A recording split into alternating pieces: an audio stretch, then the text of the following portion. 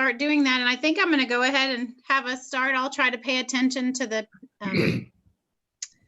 participants as folks continue to enter.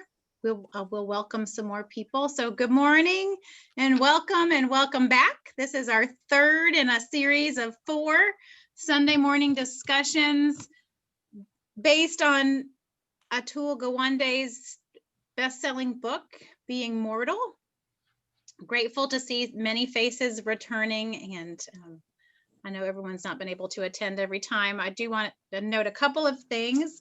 There are recordings available from the first 2 classes on the church's YouTube page. So if you missed either of those classes, or as I know some folks have said, they found them so stimulating they wanted to go back and listen again, they're both available on the church's YouTube page now. So we encourage you to go there or to tell your friends about that and share that with them.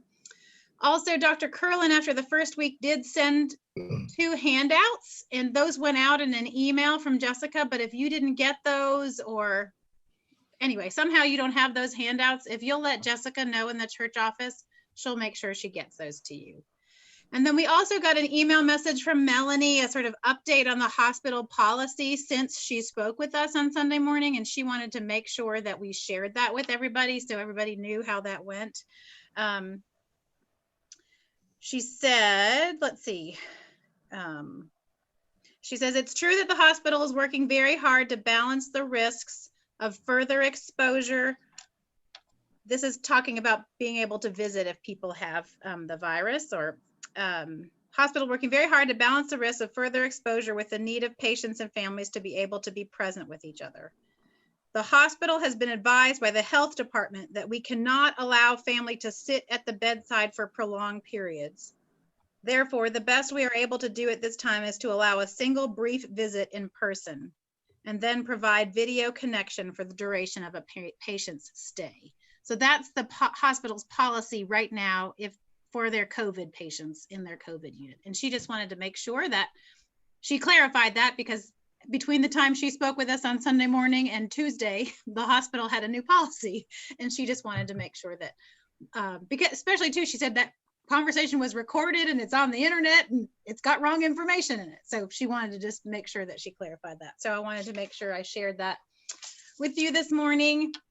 And just finally to say, we have one more class, and next Sunday morning, Pat Baker will be with us, who's somebody that Annie Tarbutton knows well, a person who has been really instrumental in Presbyterian older adult ministry pretty much for her most of her adult life, and continues to be really involved in that. So she will also bring us a wonderful perspective next Sunday.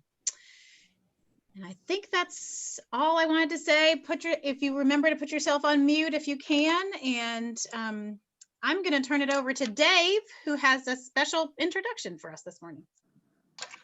Good morning. I found a hymn a couple of summers ago. I was at a hymn society conference, and Mel Bringle, who was the editor, or one of the editors, one of the chairman of the Glory to God hymnal project, our hymnal, was one of the main speakers, and she spoke on death and dying. And she recognized this text that was written in 1975 by Fred Kahn. Fred has since passed away.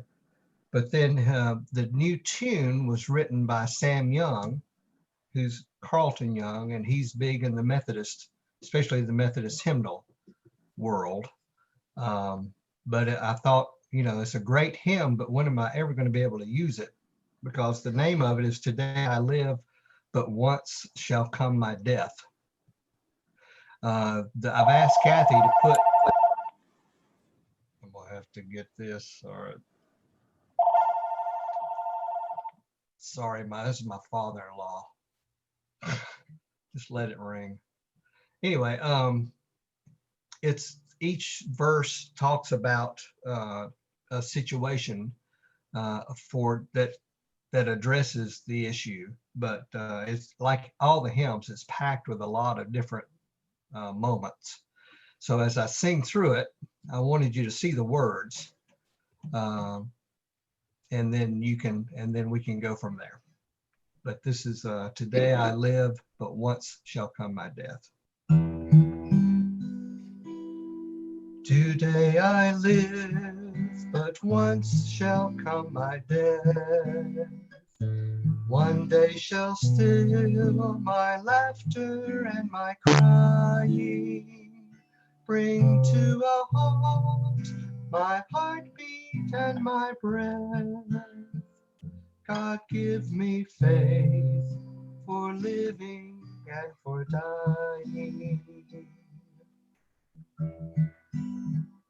How I shall die or when I do not know, nor wherefore endless is the world's horizon. But save me, God, from thoughts that lay me low, from morbid fears that freeze my powers of reason.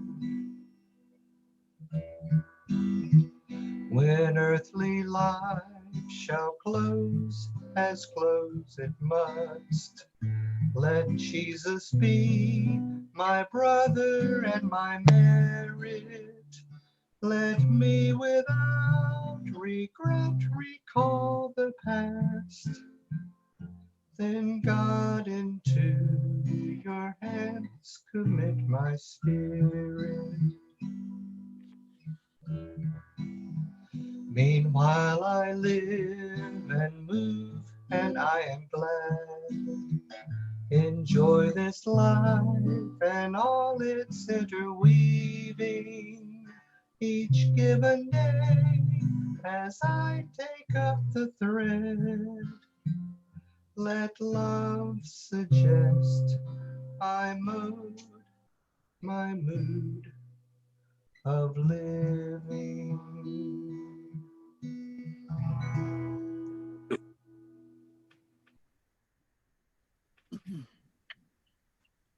Amen.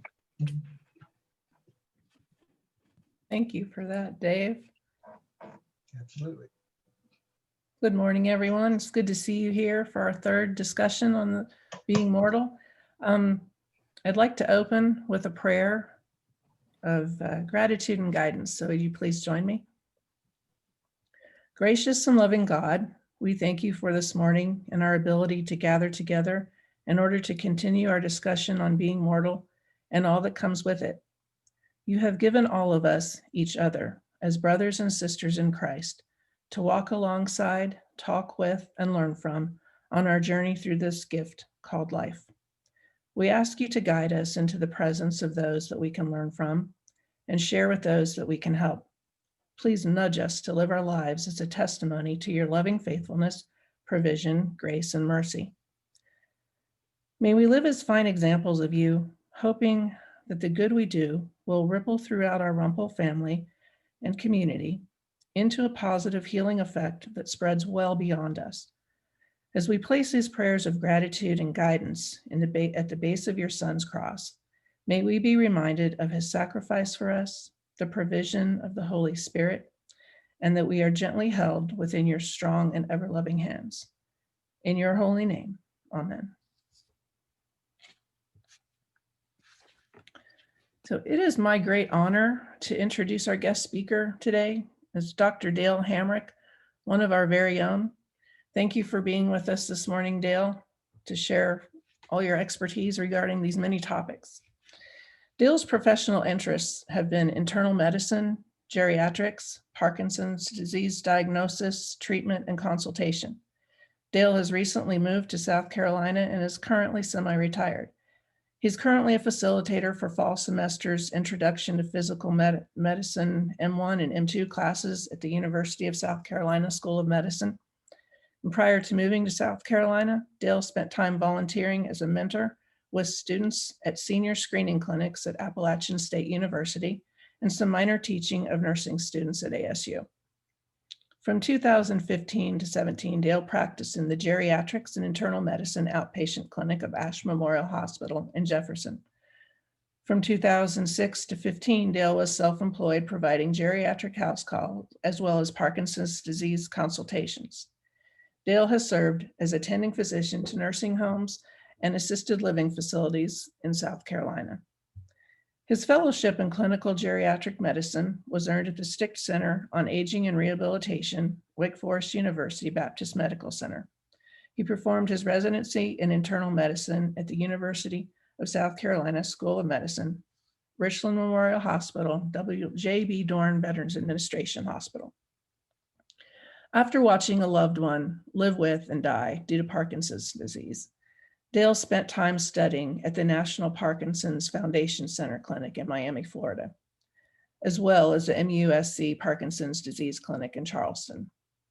Dale joined the Movement Disorder Society for informal training in Parkinson's disease and other movement disorders. Dale has written many papers and publications, as well as presented numerous speeches regarding aging, caregiving, Alzheimer's disease, Parkinson's disease, dying, legal and ethical issues, and many related topics. After looking at Dale's resume and then this book, I'm pretty certain Dale could have written this book. So Dale, with many thanks for being here with us today, I hand it over to you. Glad to do it. Thank you very much, Carol. Can everyone hear me okay? Okay, good. I have a confession to make, and Carol kind of touched on it. I do not own a copy of this book. I bought one several years ago, and it was so much like what I do that I gave the book away to someone else.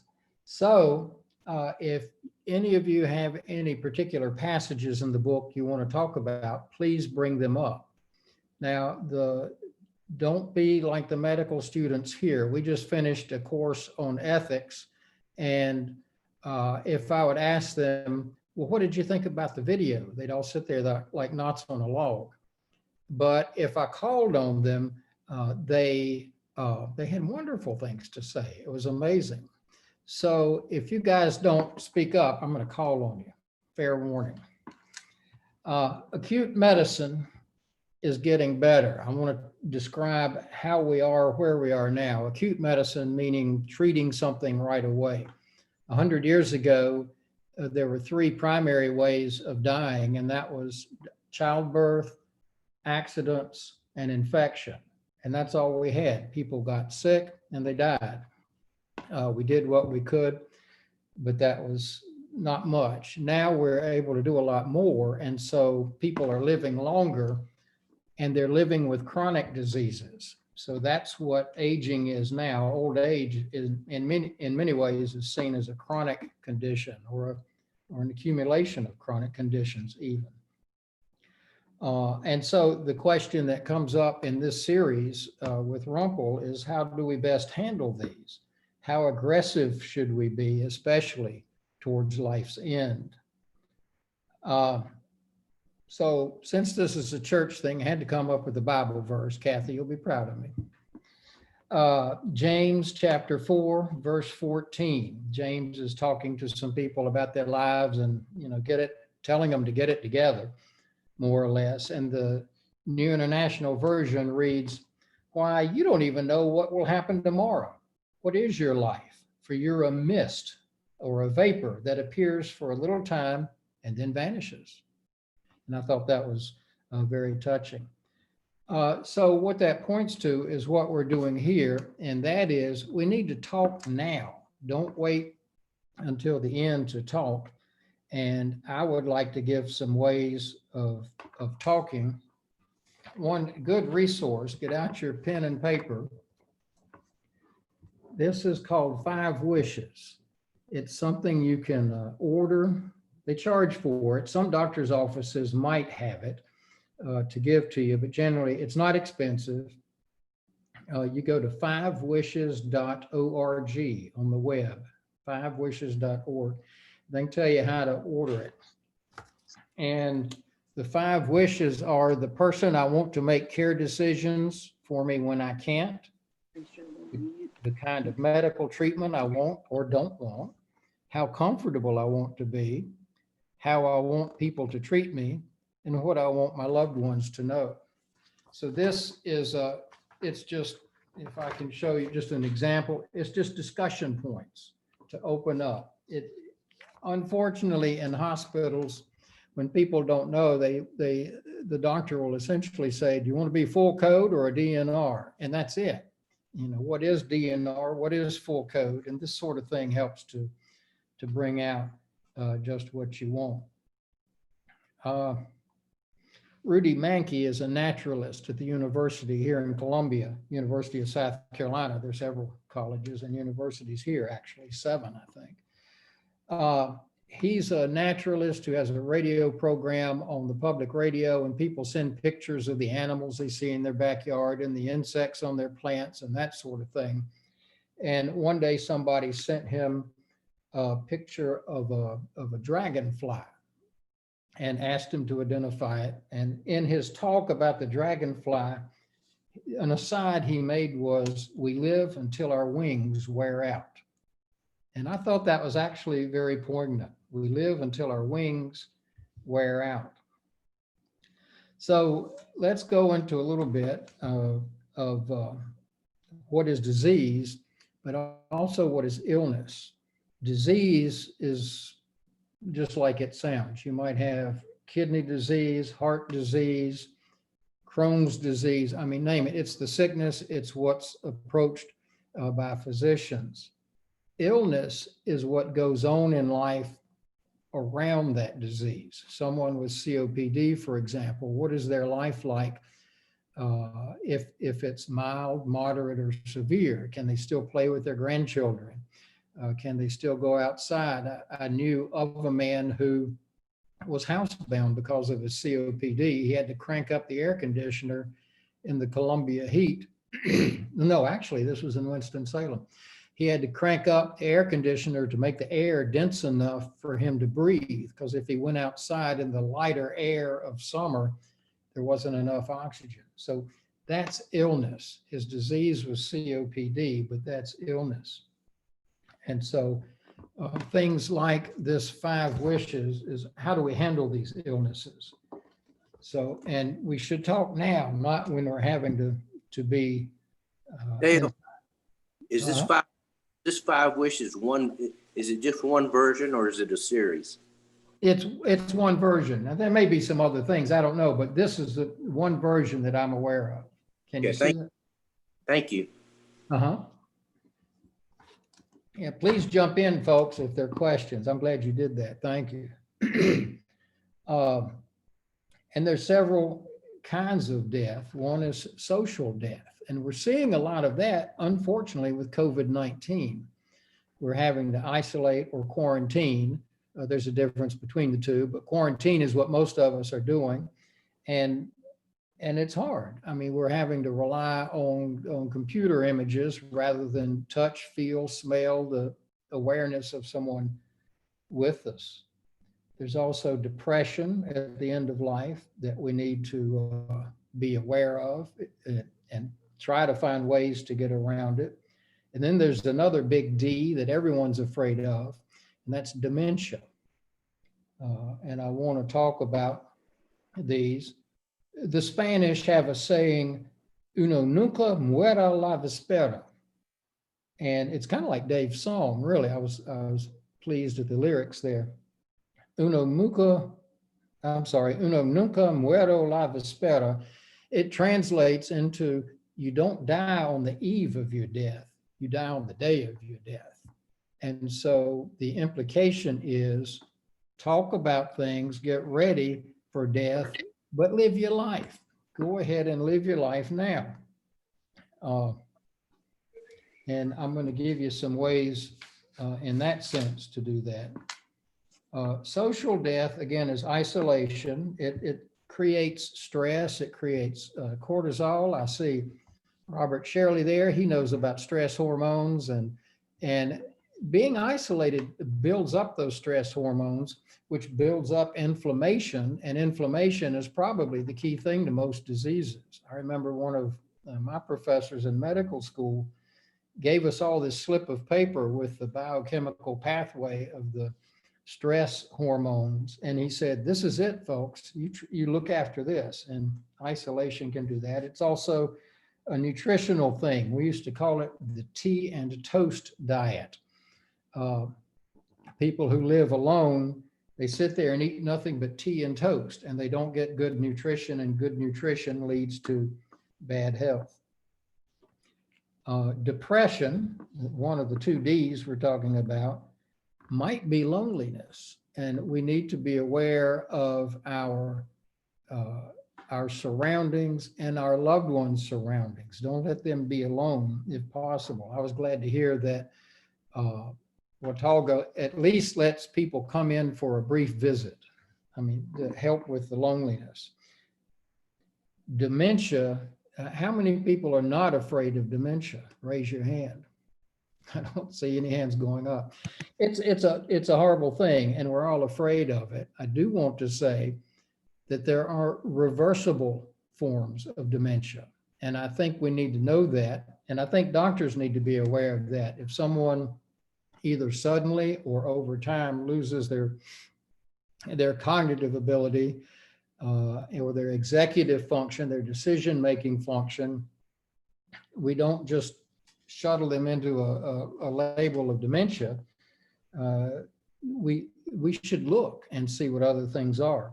A urinary tract infection can trigger some delirium. Other infections can trigger delirium. Delirium is when you lose your cognitive abilities, but it's temporary, and something is causing it that you can pull out. There's a thing called normal pressure hydrocephalus. My father had that. It's swelling. You have two shock absorbers, two sacs of water essentially inside your brain. All of us do. And the water is constantly flowing through those sacs, and kind of like the Panama Canal, through locks down into the spinal cord and back up again. But when one of those locks gets blocked, the flow of fluid keeps trying to go. It won't go through the lock, so the cushion expands. And since your brain is in a skull, it just pushes against the brain and causes the textbook triad of impaired cognition, urinary incontinence, and an awkward gait. But that's treatable. It's brain surgery, but it's not as serious as you would think. It's just you essentially put a catheter in there, not a urinary catheter, of course, but that's just like a straw that goes into one of those sacs. It's run under the skin down into the abdomen, where that overflow just drips into your abdomen and is reabsorbed. So somebody with that could look like somebody with dementia, and they would be in some sense demented, but it's reversible. Drugs are important. I can't tell you how many times I've taken on a patient, and 6 or 8 months later, the family comes to me and says, "Wow, Dr. Hamrick, mom looks great. What'd you do?" All I did was take them off half their medicines. As we get older, we see this doctor and that doctor and that doctor and Robert Shirley and other doctors, and I'm just picking on Robert, but nobody really puts it all together. We all need a quarterback. That's one thing geriatricians do. We're the quarterback for other doctor visits. So we try to, do you need this? Or even if you do need a medicine, is it time to stop it? Opioids or pain pills, they cause delirium. Parkinson's disease medicines, too much of them can cause hallucinations. Sleep medicines. If any of you guys are on Ambien, I want you to email me your doctor's name, and I'm going to take them out behind the church and shoot them. Ambien is one of the worst drugs in the world. And I bet you $1 to a donut, somebody in this crowd is on it and saying, "Oh, Dr. Hamrick, I need my sleep." You do need your sleep. But I have a psychiatrist friend here in Columbia. We both think that stuff ought to be off the market. Without going into the physiological pathway, I had a patient die in her sleep as a result of Ambien. I begged her to come off of it. She fired me as her doctor. She went back to her other doctor, who did not look at that chain that I saw. And sure enough, a month after she went back to the other doctor, her caregiver called me up and said, "Dr. Hamrick, thought you'd want to know, Miss So-and-so died in her sleep last night." And you don't want to say there's that "I told you so" feeling, but it's there, and it fools a lot of people. Alcohol can cause dementia. There's a Wernicke-Korsakoff syndrome. Wernicke syndrome is sort of the early stumbling drunk sort of thing. Wernicke-Korsakoff is when it becomes a chronic syndrome. It has to do with some dietary things as well, the lack of vitamin B1.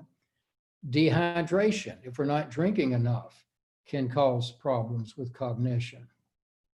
There's a fancy word, myxedema, which is super low thyroid.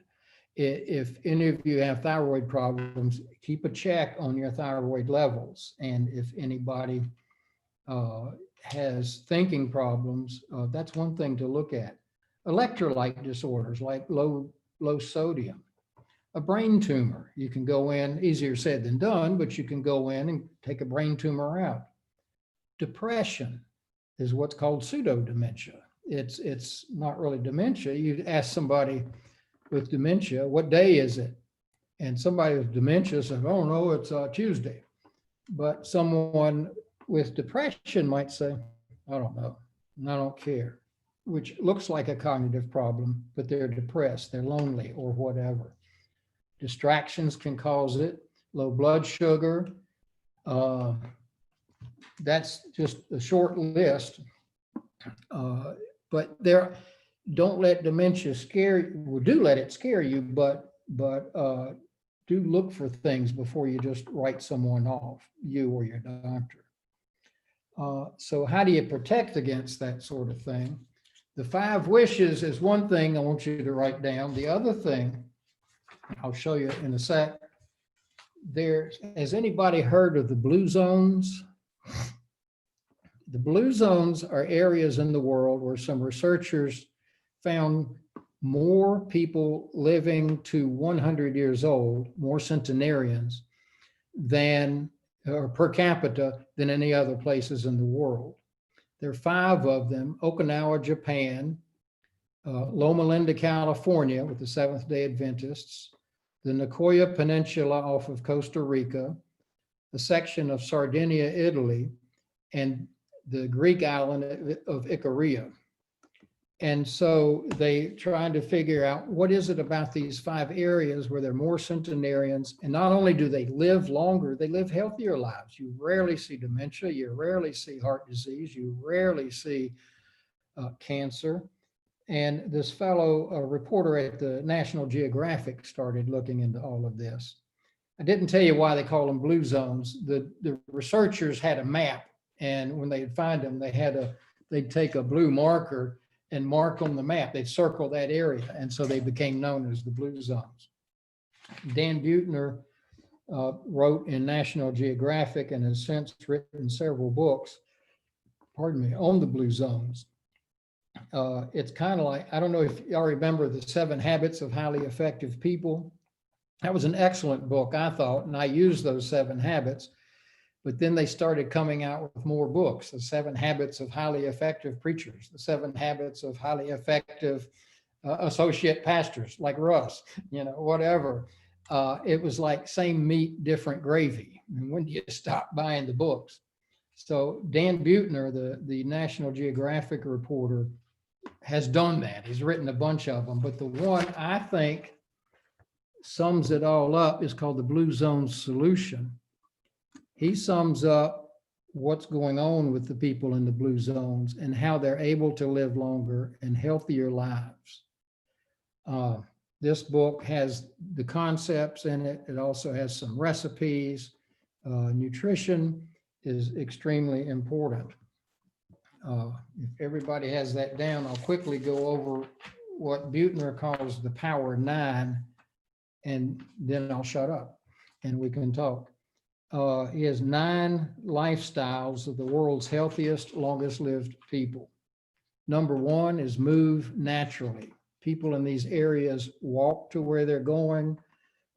They're shepherds, a lot of them.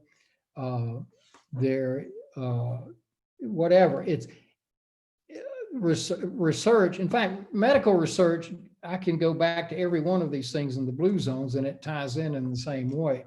One study compared people who worked 8 to 10 hours a day and then went to the gym for an hour, versus people who did something all day long, worked in their garden, went for hikes, parked far away when they went to the Boone Mall instead of trying to spend 30 minutes getting the closest spot.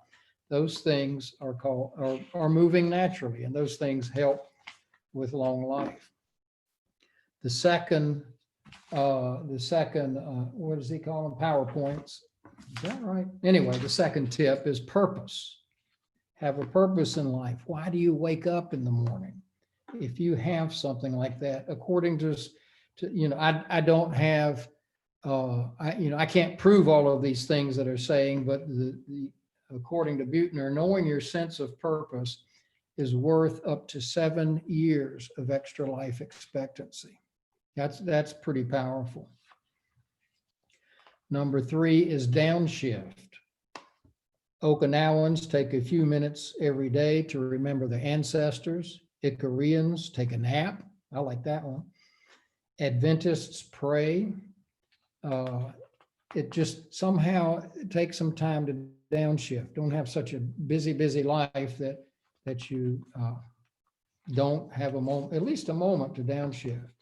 Number 4 is the 80% rule. Eat until you're 80% full and then stop. And typically you'll begin to feel full. You'll get to that 100% mark without having to put stuff in your mouth. But the idea is, dang it, don't just keep shoving food in your mouth. The Okinawans call that hara hachibu. This could be the difference between losing weight or gaining it. People in the blue zones eat their smallest meal in the late afternoon or early evening. Then they don't eat anymore the rest of the day. Number 5 is plant slant. Michael Pollan, a food writer, his theory is eat food, mostly plants, not too much. So eat food, mostly plants, not too much. Beans are big in the diet of people in these blue zones.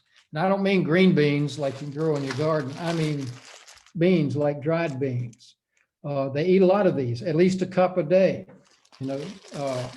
You might say, well, it's a pain to cook them. Well, get a pressure cooker, soak them overnight, put them in your pressure cooker, eat a cup a day, or get them out of a can. Sometimes those in the can have more sodium than you want, and that can affect your blood pressure, which, as an aside, since I said blood pressure, that's one of the easiest things to treat and one of the biggest culprits for heart disease, kidney disease, stroke, all of these things. So get your blood pressure under control.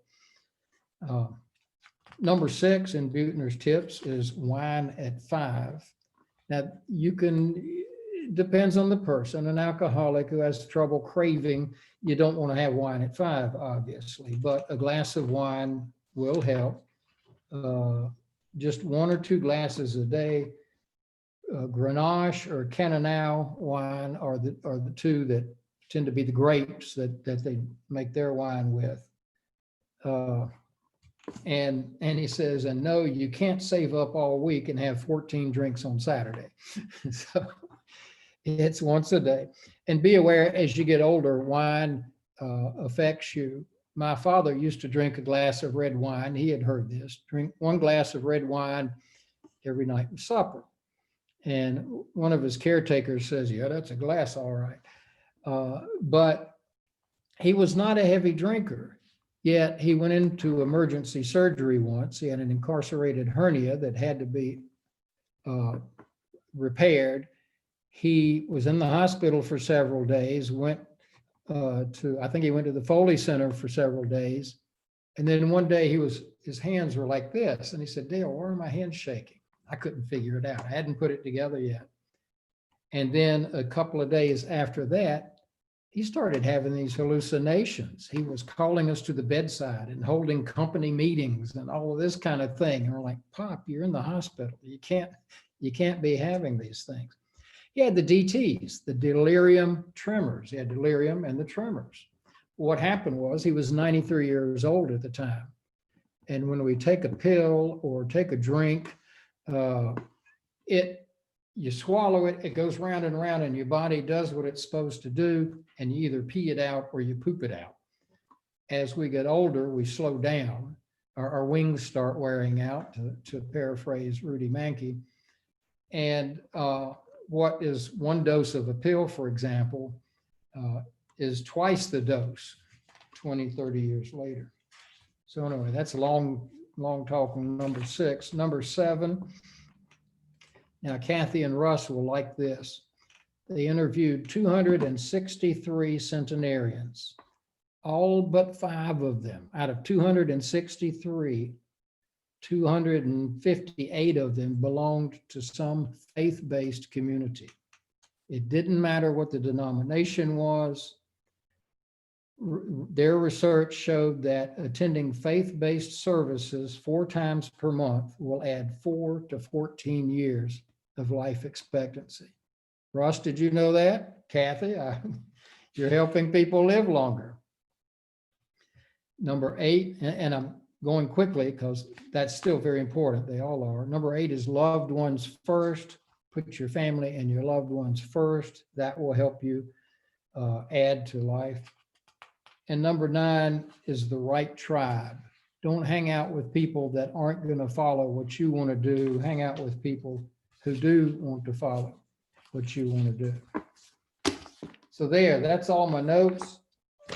And I'm open for discussion. Anybody want to jump in? I'll do what I can. There's a question already in the chat, so I'll read that for you, Dale. Okay. Mark Johnson said dementia and Alzheimer's were not talked about before the late 70s and early 80s. Now we know this isn't new. So what was this called, and how were these treated prior to the latter parts of the 20th century? Well, it was treated in horrible ways. I don't know what it was called. People just losing their mind, going crazy, probably things like that. I don't know when the word dementia was first brought out. I do want to say this. I've heard people say, oh, he has Alzheimer's, but he doesn't have dementia. And I've also heard people say, oh, he has dementia, but he doesn't have Alzheimer's. Alzheimer's seems to be the scary word. All Alzheimer's is dementia, but not all dementia is Alzheimer's. The most common form of dementia is Alzheimer's. It's a specific change in the cells in the brain. The second most common is vascular. That's why I said earlier about hypertension. Keep your blood pressure under control. Keep your cholesterol under control. If your brain's not getting good blood flow, it's not going to work well. And the third most common is called mixed dementia. It's a little bit of Alzheimer's and vascular dementia. And then there are others, Wernicke-Korsakoff, B12 deficiency. I mean, you can name a bunch of them. And how were they treated? Like crazy people. And I mean that in that flip sense. That's about as thoughtful as it was. I don't think many people knew what to do or what was going on. So not sure if I've answered that question or not. Any other questions or anything out of the Being Mortal book that struck anybody in particular? Dale, one thing that really was troublesome in the book for me was his mention of the lack of doctors that go into geriatrics. And he talked about it many, I don't remember the numbers, but many medical schools, there's not even one course taught in geriatrics. And you know, in a community like we live in, I just find that really troublesome. So I understand why a medical student would not choose that as their specialty, but what in the world can be done about that, if anything? People like you speaking up about it. It's the old joke is I did a residency in internal medicine, and then after that, I did a year's fellowship in geriatric medicine. The joke is I took that's actually said about people, not just me. I took an extra year of training to make less money. Geriatricians don't make good money. Frankly, you've got to love you've got to love the field and love old people. Ageism ties in there. People don't want to work with old people. People want to specialize. Doctors want to specialize. They want to go in and do the same thing all day long and make the buck. Now, this isn't every doctor, don't get me wrong. But in general, that's kind of it. There's another book came out fairly recently called Elderhood, written by a geriatrician who bemoaned that very fact. People aren't going into geriatrics, and the shift in population to those over 65 is the greatest shift of all the populations, and yet we just don't have them, and it's a sad thing. You've got to want to do it and somehow talk people into doing it. I don't know if subsidies would help or what, but you're right. It's very, very sad. Dale, why do geriatric doctors make less? What causes the difference in the money problem?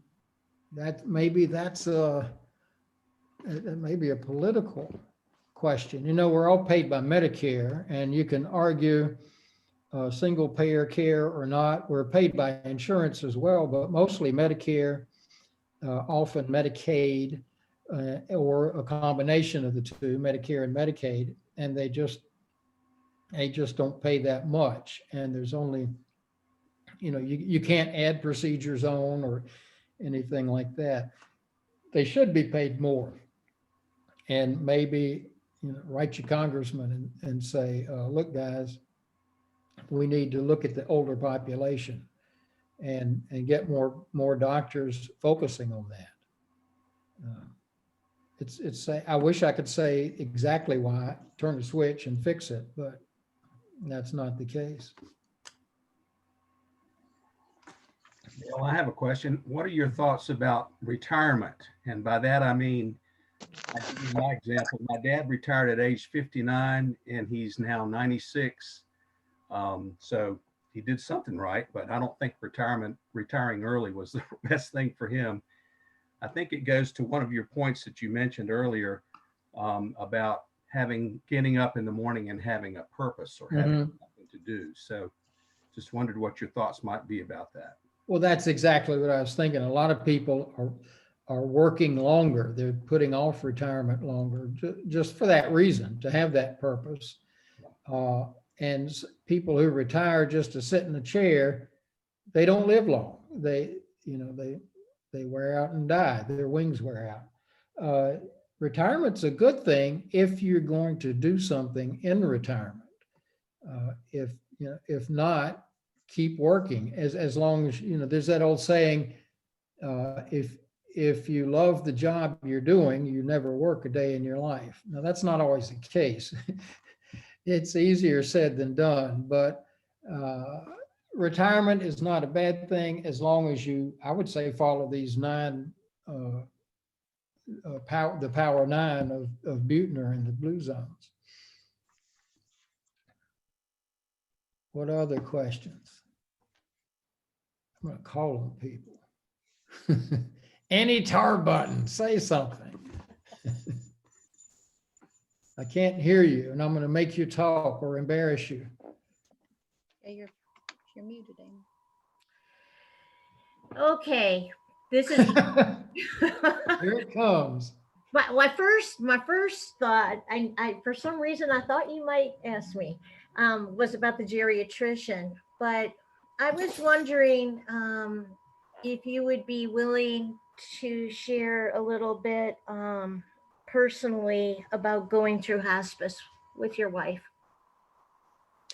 Oh, let's see if I can do it. I know, but I think it would mean a lot to hear. Well, what's today? The 8th. November 17 will be the 1-year anniversary of her death. I can't believe that. Wow. It was awful. She had the worst year, and when I cry, and you're going to make me cry now, it's for losing her, but more so it's for the suffering she went through.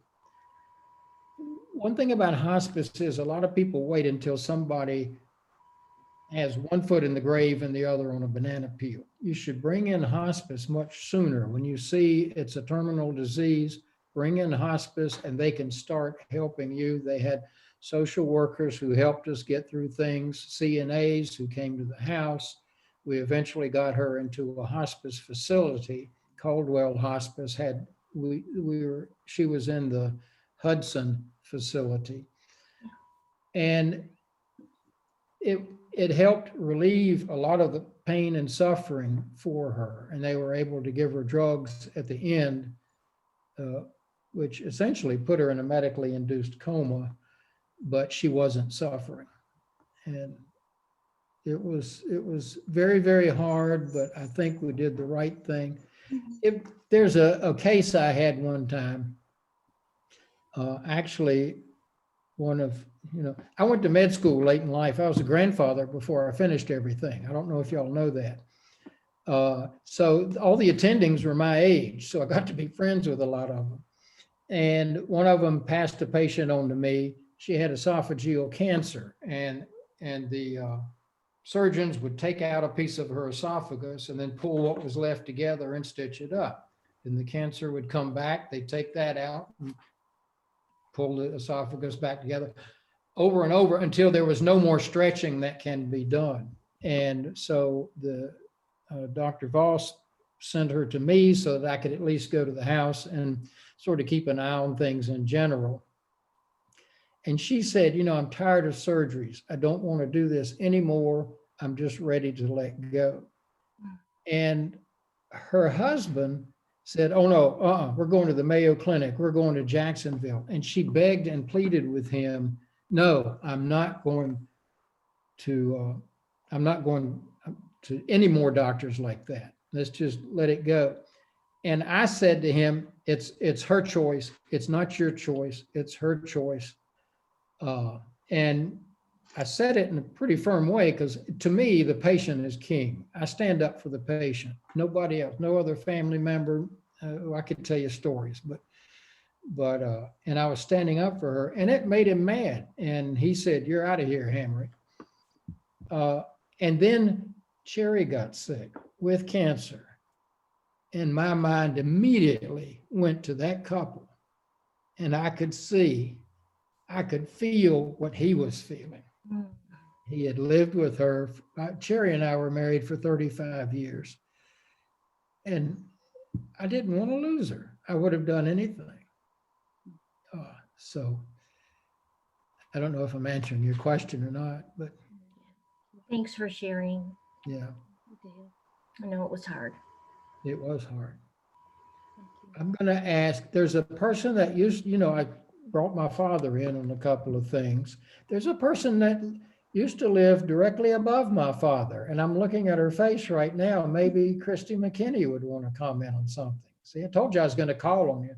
There are a couple of questions in the chat if Christy wants. Let's see. All right, you mentioned B12. How much? If those don't take us to the end, Christy, you're next. Okay.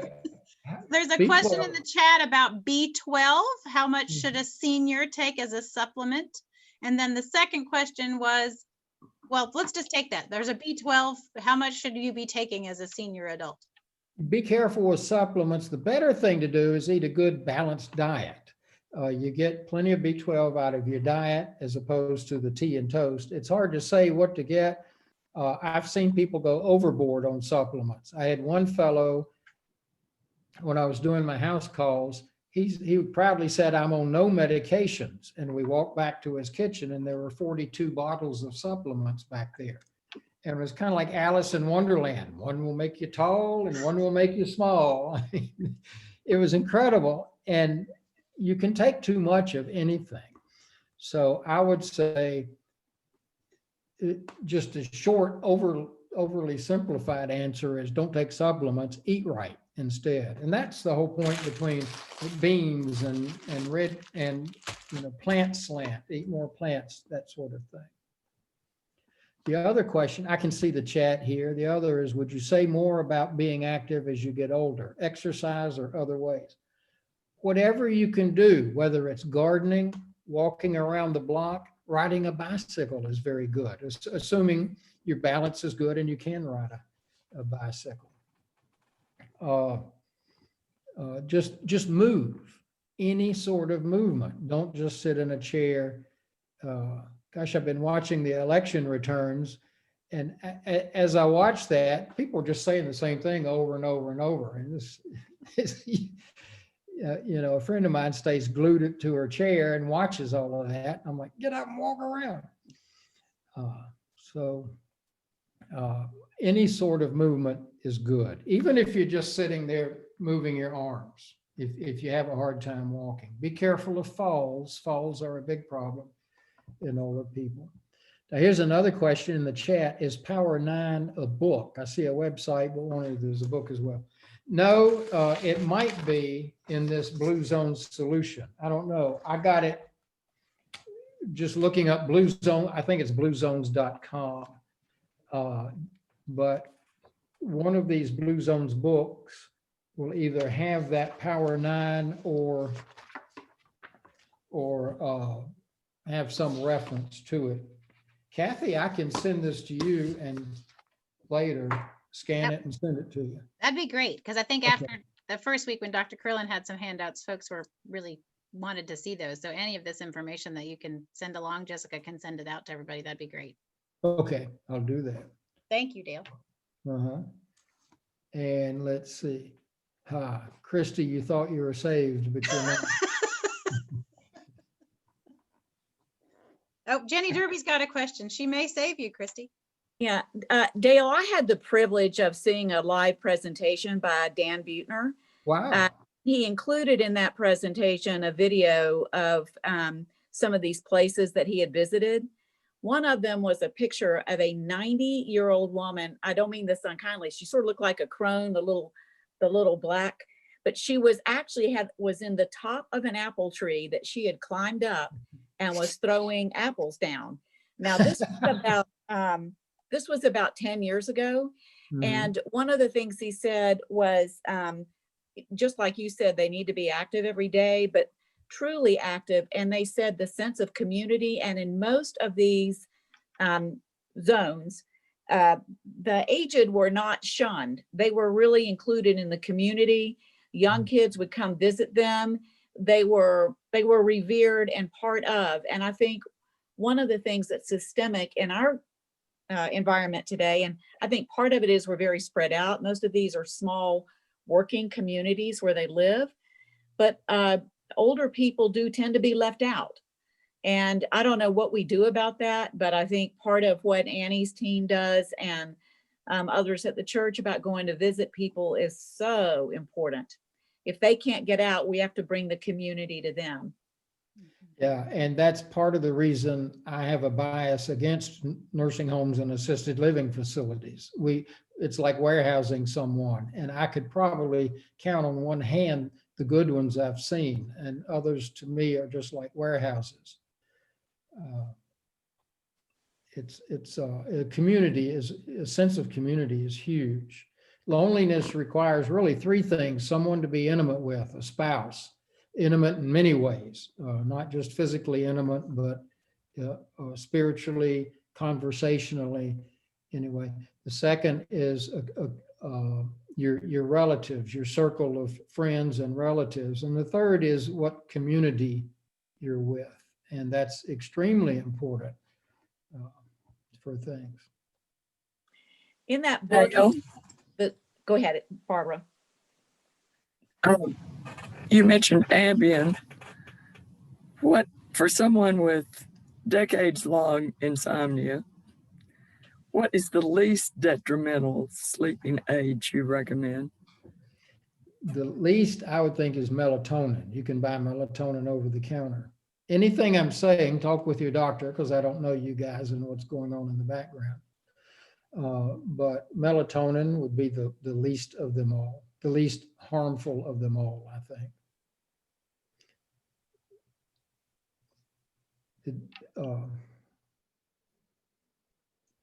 I hope that answered it. I mean, be careful in any sleep aid too, getting up and walking in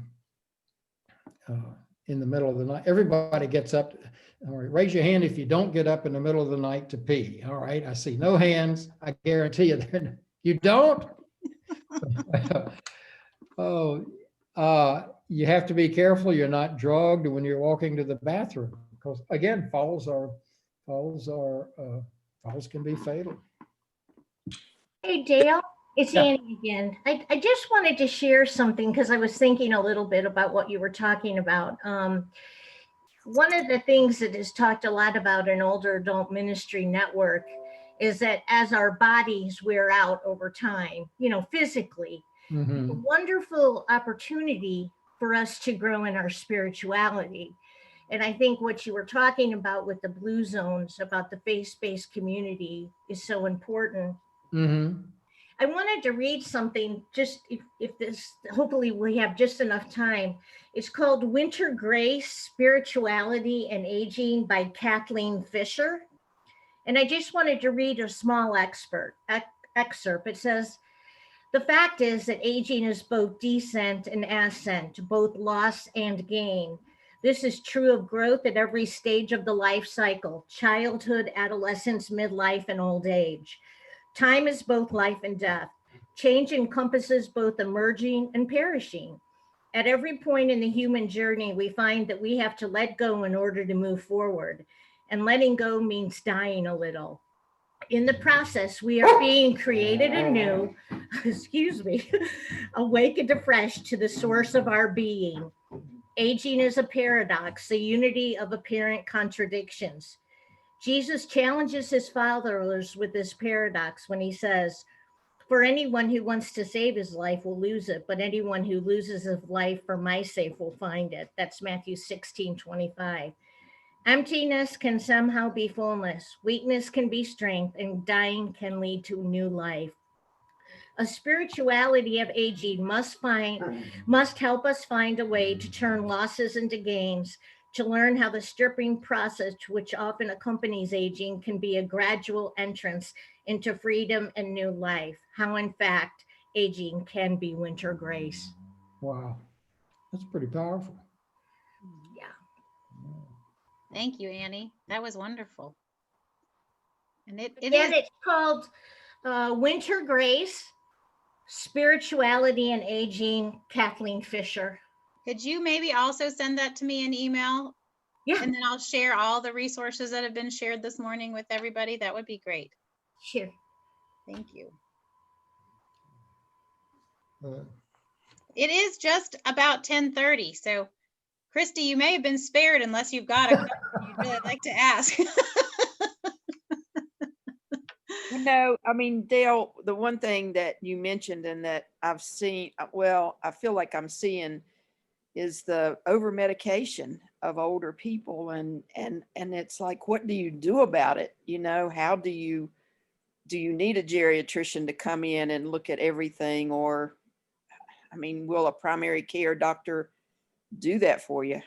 A good primary care doctor will, but you have to ask them to do it. Plus, it's hard to do. In my experience, when a doctor gets the med list, a nurse in a hurry at check-in is writing it down and it's not always correct, or the patients bring in a piece of paper.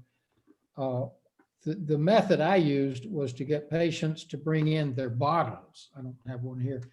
Their actual prescription bottles. There's a world of history on there. There's accurately what they're taking, all of what they're taking, assuming they've scooped everything up.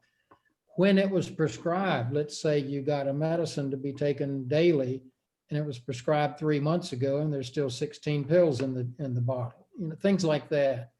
You have to get onto your doc to do it. And you can't really fault docs because it's harder and harder to have time to do anything. You might be told you have 30 minutes with the patient, but they come in 2 minutes late. Check-in takes 5 minutes. The nurse takes a while getting the vitals, writing down medicines, and it's 20 minutes into the visit before the doctor actually sees the patient. So all you can do is champion for yourself with some empathy in mind for the doctor. I'm surprised Jane Rogers hadn't said a word. That's not like her. Well, she's safe. Jane, you're safe because it's 10:32. So As with every week previously, that means I have to cut us off. So I know that you will join me in saying a great thank you to Dale for another incredibly informative session. Thank you, Dale, not only for sharing your professional expertise, but also sharing a little bit about your personal story. I think that really does,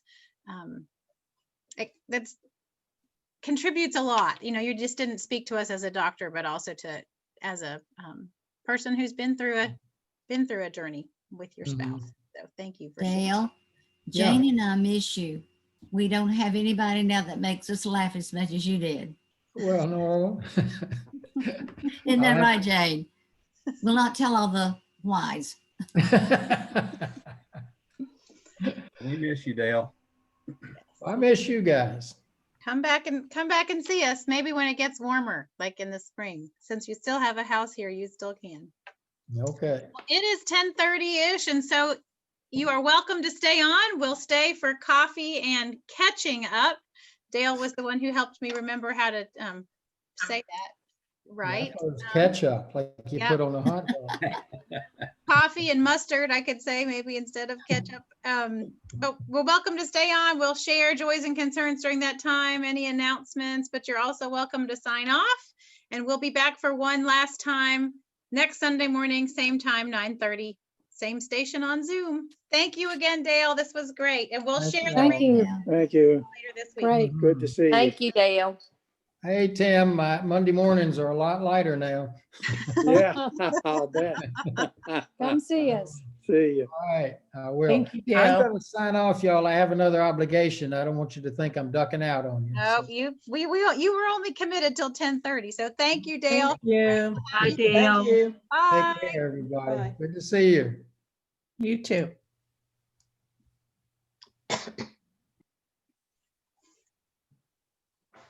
Good morning. I'm just unmuting it. I'm kind of bummed out there's not a book about all of that, because wouldn't that be a great holiday present for, you know, people of all Yes. ages? I was thinking I would just order the book and send it out to all my nieces and nephews who are young, but what a fantastic list of 9 they could benefit from now. So maybe somebody could write that book. Yeah, that's what I was thinking when you first started talking was, maybe somebody among us, somebody can partner with Dale and write the book. That's right. Physician and somebody else Yeah. write it. One of the things, I mean, he mentioned this, and it's been the case.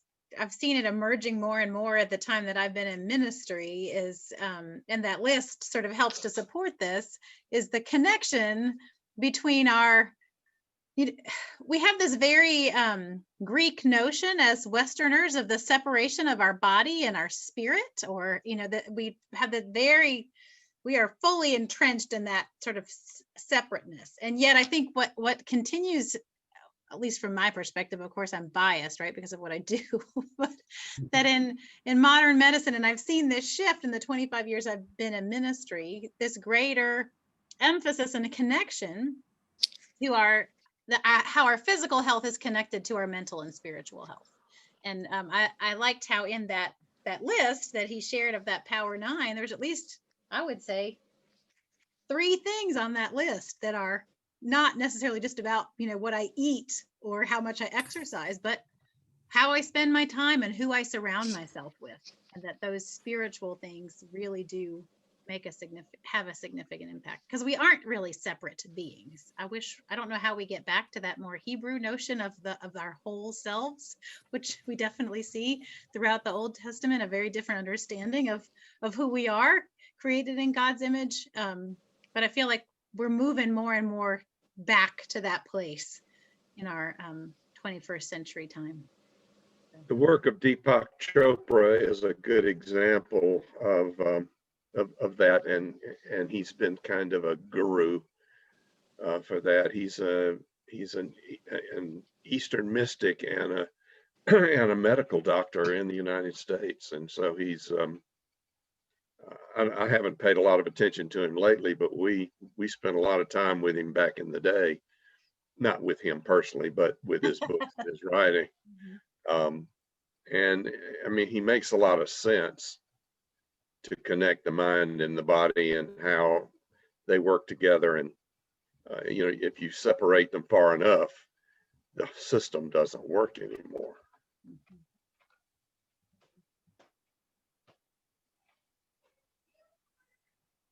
Kathy, Wayne Dyer was another one.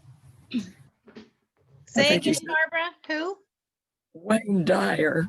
I don't think he's still alive. He's a good author. He was a good author. He makes a lot of common sense, Mhm. very vivid. You know, I was going to share this, but my mother, who now has been dead since 2014, was 99 and a half when she died. Very, very active until the last 3 months of her life that she spent in a hospice facility. But on her 90th birthday, I had a big birthday party for her with all of her bingo buddies at my house. And I had done a bingo birthday cake and had put happy 90th birthday, Jean, on it. And everything was just terrific. It was such a good day. And she had such a good time. And when everybody left, she looked at me and said, "Why did you have to put 90 on the cake?" And I said, "Well, you are 90. And she said, "People treat you different when they think you're old." And I said, "Well, Mama, they probably know that, you know, you're older." And she said, "Well, you don't have to tell them how old because they will treat you differently." And, you know, as I've gotten older and